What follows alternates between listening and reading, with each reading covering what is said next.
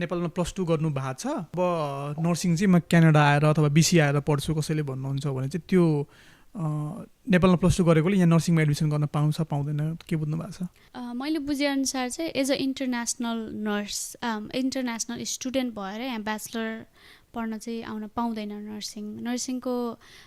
One of the criteria नै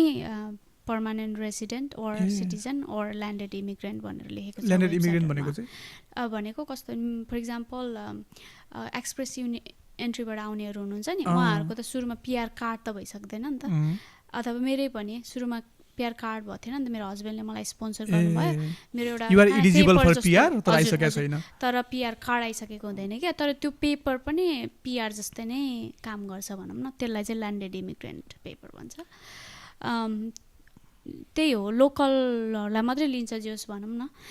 त्यही भएर म ब्याचलर्स पढ्दा पनि मोस्ट अफ द स्टुडेन्ट्सहरू चाहिँ यहाँबाटै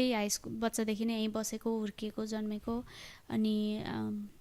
यहीँ हाई स्कुल गरेकोहरू नै थियो कि। अब कोही त्यही हामी 80 जनामा मेबी 4-5 जना थियौँ होला म जस्तो, कोही बिए गरेर आउने, कोही अब आएर बसेर पिआर गराइसकेर एन्ट्री भएकोहरू होइन, नत्र चाहिँ धेरै जसो चाहिँ एटलिस्ट कि त अरू कोर्समै आएर अथवा अरू तरिकाले आएर पिआर हुन्जेसम्म पर्खिनु पर्यो पढ्न पाइयो नर्सिङ गर्नको लागि, और कि त ब्याचलर्स अरू विषयमा पनि छ भने चाहिँ यु क्यान डु, तर त्यसको लागि पिआर त हुनै पर्यो फेरि।